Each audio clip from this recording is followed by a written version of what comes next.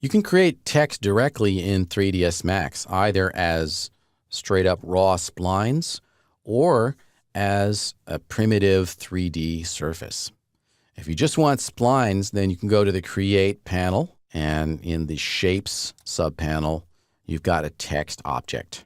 And you can click and create that text, and once you've created it, go into the Modify panel and play around with some of its parameters.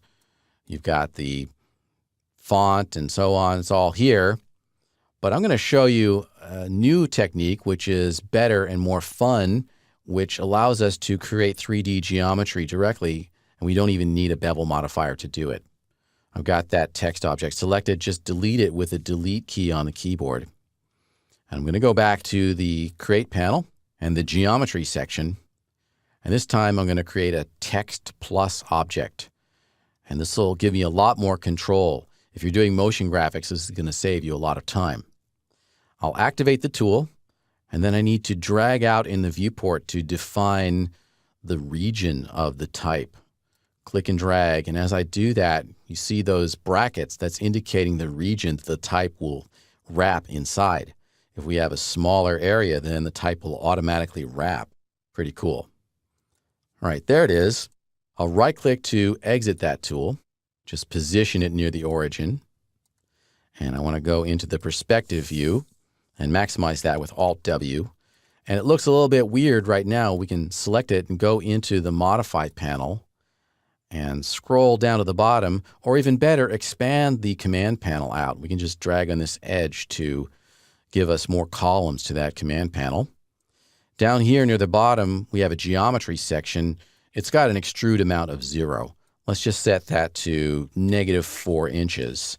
And now we've got a thickness to that object. And let's play around with all the cool features of TextPlus. Going back up to the top here, let's change the font. I'll select all of that type there and then change the font here. And you'll have different fonts on your system. I'm going to choose what I've got here, which is Eris Bold ITC. We can change the font for each letter here. That's something you couldn't do with the standard text object that just generates splines. Notice that some of that is in italics. We can select that and turn the italics off. Let's change the actual type in here, and we'll call it Kinet Eco. And now I've got a nice little logo there. And let's play around with some of the controls. We've got the size here. And we've got tracking, which is a global spacing between letters.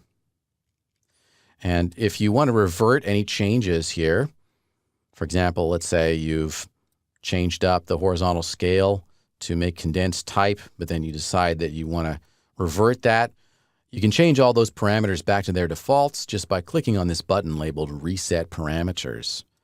And inside there, you want to enable all of these switches and reset all characters and click Reset. And now we're back to a neutral state. Additionally, you can manipulate the type on a per character basis. Just enable this switch that says Manipulate Text. And then you can click on the circle in the center of each one of those characters and then do things like change the kerning or the scale. Let me get in a little bit closer there. As I hover my mouse, I get a tooltip, and this one is the kerning. If I click there, I can change the spacing, but it's not going to work on that first letter. We got to choose one of the inside letters here. Click on that, and I can change the kerning between that letter and the one immediately before it. Let's go back to the letter K. We can also scale non-uniformly or uniformly. If I want to scale that K up equally in all directions, I can just click on this corner here and increase that. Let's look at that in an ortho view. Alt-W to go back to the front viewport. Scale that up by some amount. Maybe on the E as well. Select the E by clicking on the little circle in the center, and then click on the scale icon in the upper right, and we can scale that up. And notice how it's maintaining the tracking and kerning between adjacent letters. Very cool. All right, so that's how you can manipulate the type. And then finally, if you want to get a bevel effect, let's do that. I'll turn off Manipulate, scroll down to the bottom, and we can enable Apply Bevel. And this gives us a simpler interface to control the bevel than what we saw with that bevel modifier. We can directly change the bevel depth here, or the width if we enable that. So we can have a bevel that's not just a 45-degree angle by having different values here to the depth and the width. And we've got the push amount and so on. We can play around with all these and see what they do. Just be careful that, as with any kind of 3D spline object, if you're doing an outline effect and then generating geometry from that, you might have some issues with some of the polygons crashing into one another. So as I change that outline amount, you can kind of see what that's doing. So be conservative in the values that you put in here so you're not creating too crazy of geometry. Pretty cool. That is the TextPlus object in 3ds Max 2017. The last spline modeling technique I'm going to share with you is the sweep modifier. And it is a method for converting a line or editable spline into 3D geometry to create tubular structures. It's better in some cases than simply making the line renderable because we can have a custom profile to the sweep. For example, we can have chamfered edges and so on, or we can have interesting shapes to the extruded or swept surface. A perfect application of the sweep modifier is the staircase handrail here. I've constructed a line object. Let's take a look at that. Select it, get in close, and go into segment mode. And I've created some straight line segments here. And they're not even really joined. That's not important. Like this segment here isn't really connected to the other segments. It's just there kind of touching the other segment. I can show you what I'm talking about. If I move this over, there's no vertex here. All right, so I'll undo that. So it doesn't need to be clean. It doesn't need to be all welded tight. We're just going to use these segments to generate a sweep. And additionally, I want to show you that you can clone sub-objects. I've only got one handrail here, but I obviously need one on the other side too. I can just duplicate those all at once in the same way that I would with objects. Go over to the top viewport and maximize that view with Alt-W.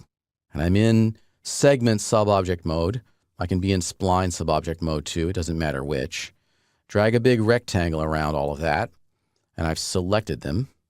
And then just like you're cloning an object, you can clone sub-objects. Simply hold down the Shift key and then use the Move tool. Drag that over. And then just release the mouse. And now we've got a duplicate of that. Go back out to our 4 viewport layout with Alt-W. And I've created a clone. And I've done it at the sub-object level. These are not two separate objects. They're splines within the same spline object. Cool, so we can exit out of sub-object mode and then add our sweep modifier. Make that big with Alt-W. Go to the modifier list, scroll down. You're looking for sweep. Here it is. And we got something right off the bat. Let's play around with some of the parameters here. We've got different built-in sections. You can play around with those and see what they do. We can see that they're going to create different shapes. We've got an angle bracket, we've got a cylinder, and a T shape, and so on. What I want is just a straight up bar. And then scroll down a bit into the parameters, make it smaller. I'll give it 2 inches by 2 inches. And then here's the magic. We can give it a bevel or a chamfer here by adjusting that corner radius. Let's get in real close and turn on the edge faces with F4. And then play around with that corner radius, just increase that a little bit. We can see we're getting a chamfered edge. I'm actually going to set it to 1/4 inch or 0.25 inches.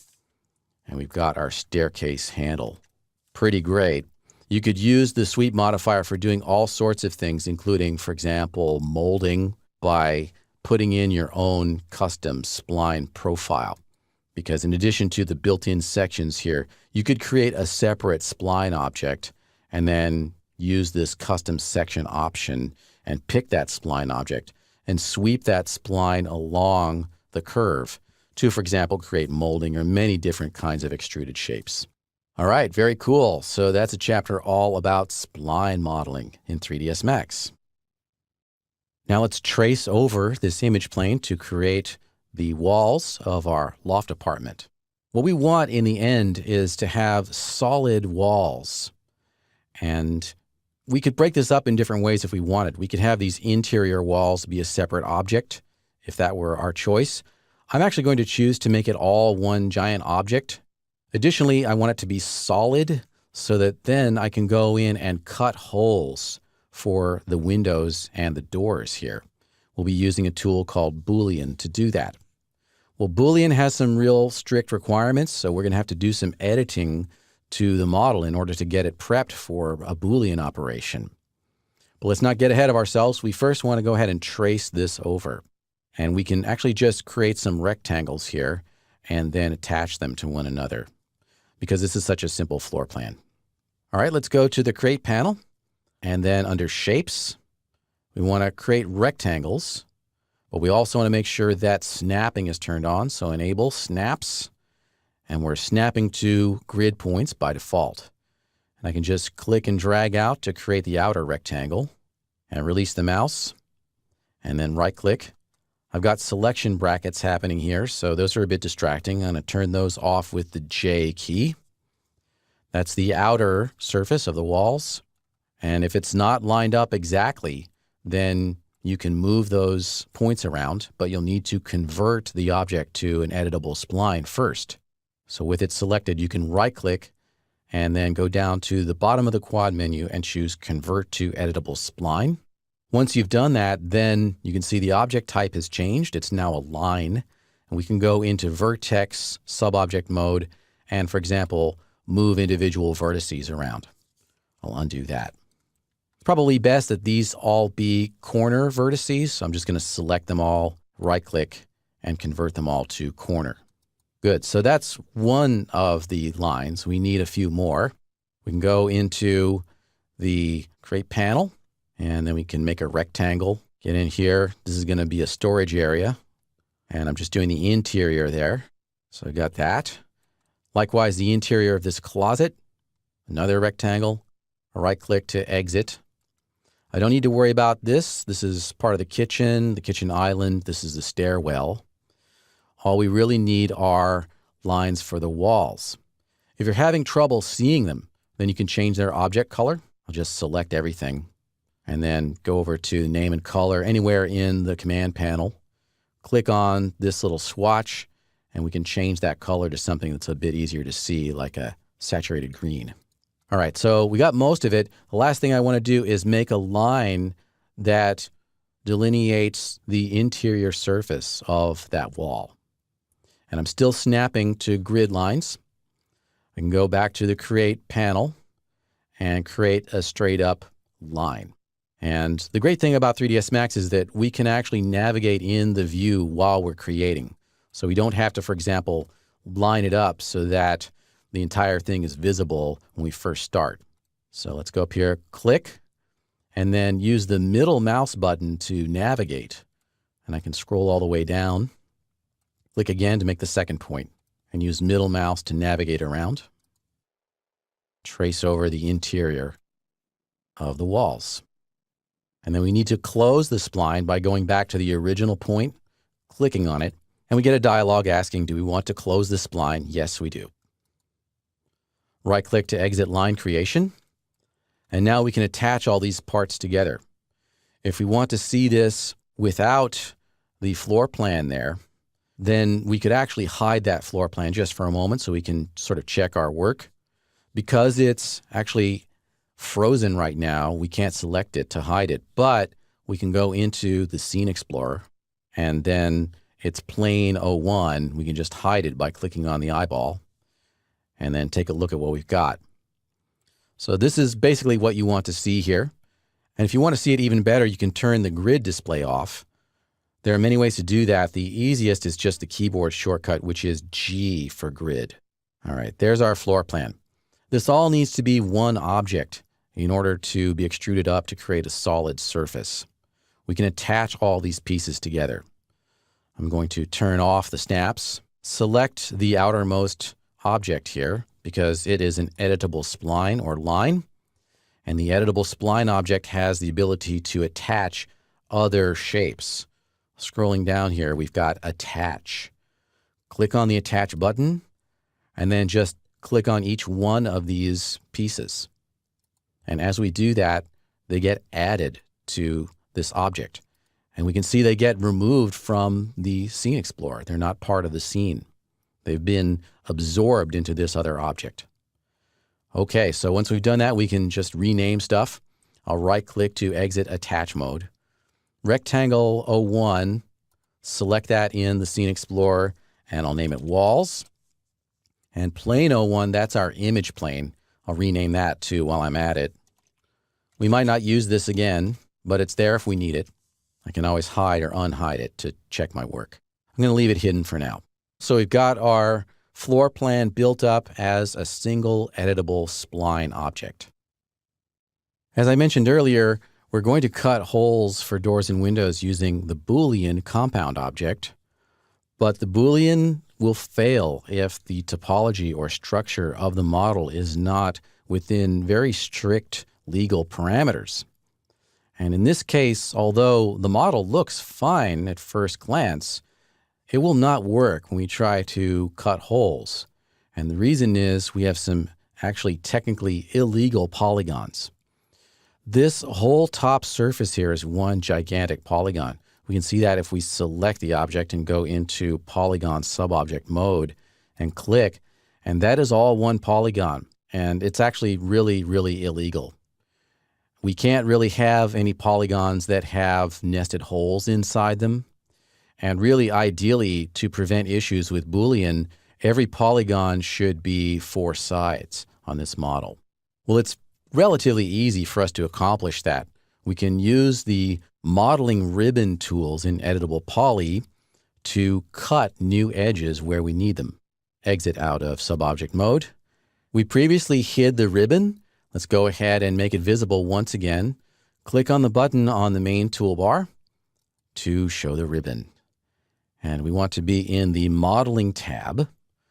And we've got a whole bunch of really cool tools here. Notice if you hover your mouse over a tool, you'll get an extended tooltip that kind of takes up the whole screen. Sometimes it'll even have movies that play. If you're just learning the program, this might be helpful to you, but in my case, it's actually going to be a distraction. I want to turn those off before I do anything else. Go to an empty spot on the ribbon. Over here on the right side, I've got a little blank area. I can right-click on that blank area and go to Ribbon Configuration and turn off Enable Tooltips. All right, so let's do a cut operation. Enable the Cut tool, and we want to get in close on the corners of the walls here. Notice as I move my cursor around, it changes to different cursors, indicating what I'm going to snap to. The Cut tool has snaps built in. You don't want to use the standard 3ds Max snap tools while using the Cut tool because they will fight one another. The grid snaps and all these other snaps need to be off while you're cutting. Position your cursor on a point or a vertex at the corner here and you get a little crosshair. Click on that, and then as you drag the mouse around, not holding down the button, you can see a preview of what you're going to cut. Position the cursor at the adjacent corner and then click again without holding down the mouse, and that edge has been created. When you're done with that edge, then right-click. The tool is still active, so I can use the middle mouse and navigate around, go to a different area, click once, click twice, and then right-click to exit. We just need to do that everywhere here on this model, on both top and bottom. Just cut through everything here. Click once, click twice, and then right-click. And the goal we want to achieve here is that every polygon has 4 sides. I'm going to go around the model both top and bottom and make all those cut changes, and we'll fast forward to a completed state to finish the exercise. All right, I've gone around and cut in all the appropriate locations. As you can see here, I've cut to make every one of these polygons quadrilateral. And I didn't forget about the bottom. I needed to do that as well. And in order to make it easier to see that, you can, of course, disable the grid. It's the G key on your keyboard. Just make sure that you've cleaned up that geometry so that all of the polygons are quads. And then when you're done with that, you can go ahead and turn off the cut tool. And that's how we use the cut tool to create edges on a polygon model. We use the cut tool to chop through all these corners to make quadrilateral polygons everywhere on the surface. But we're still not quite ready to do a Boolean because on both the north and south walls of the apartment, there are 3 windows. And if I just use the Boolean tool to chop 3 holes on this wall face over here, it would probably fail. And that's because there's not enough detail on the model currently to support those cuts. This is just the sort of thing you learn over experience. You'll model something and then try to do a Boolean, and then it'll fail and your object vanishes and you're scratching your head. Why did the Booleans fail? It's not that there's really a problem with Booleans. It's just that we have to have a model that's structured well for them to work. And in this case, what I need are a couple of extra edges running through the entire model on both the north and south walls. And I need to place those edges between the windows. Right now I can't see the windows, so I need to actually make my image plane visible again. I'll go ahead and open up the Scene Explorer and make the image plane visible. And I can't really see the image plane terribly well here, right? I can't really tell precisely where the windows are. And I want to see through the model. Well, I could turn off the shading in order to see through the model. I could do that with F3 to go into wireframe mode. But if I do that, then I can't see the material on that image plane object. So I'll hit F3 again, go back to shaded mode. And what we want to do is actually just temporarily make this object transparent. There's an easy way to do that. Just select the object and then right-click, and in the quad menu, go to the object properties and enable the see-through display property. And then click OK. And now we're in a kind of X-ray mode where we can see through the model and also see the edges and the shading and the materials. Cool. So we want to chop a straight line right through this wall vertically here and also here, and likewise on the back wall. Okay, we can use the QuickSlice tool to do that. QuickSlice only operates on selected polygons. We need to be in polygon subobject mode. We could activate that mode from the command panel here. We could also activate it from the ribbon itself. We've got our subobject types here.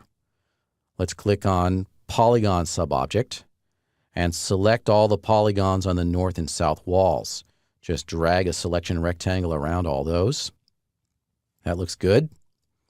And we can use QuickSlice in any window, but it's best to use QuickSlice in an orthographic view. In this case, the top viewport. I'll go Alt-W out to the top view, Alt-W again, and to make it a clean cut, I want to snap to the grid. QuickSlice does not have snapping built into it. So let's turn the grid back on with the G key, and let's turn snapping on. We can use the keyboard shortcut for that, which is S. And now I'm able to snap to grid points. The modeling ribbon has collapsed some of the tools here because I don't have enough space on my main toolbar or on the ribbon itself. But if it's hidden, you can go into this edit section here and access the QuickSlice tool. Just click on that. And now it's active. And we want to chop through, get in real close here. Here's the wall between those 2 windows, and we want to chop straight through between those 2 windows. Click once and don't hold the mouse down. And then use the middle mouse to navigate down to the bottom. And then go down here. And we don't actually need to be outside the model for it to work. In other words, if I clicked here, it would still work. It would chop through in a plane through all the selected polygons. But it's just conceptually easier for me to grasp when I actually place the cursor here so that that green line is chopping through all of the selected polys. So I'll just click a second time, and now I've got a new set of edges there. Let's check that in the perspective view with Alt-W, and then orbit around. We can deselect our polygons if we want. I'll right-click to exit out of that QuickSlice tool and deselect the polygons. And we can see pretty clearly we've got a new edge there. Okay, we got to do another one here as well. So we'll go back into Polygon subobject. And we're still in the QuickSlice tool. We can right-click a couple times to exit out of it. Let's select those polygons. There they are. And then go back to QuickSlice. It's now active. I can go back to my top viewport, Alt-W, right-click in the top view to activate it, Alt-W again, and then do another QuickSlice. And as I said, since these polygons are selected up here, we don't really need to drag that QuickSlice all the way up there.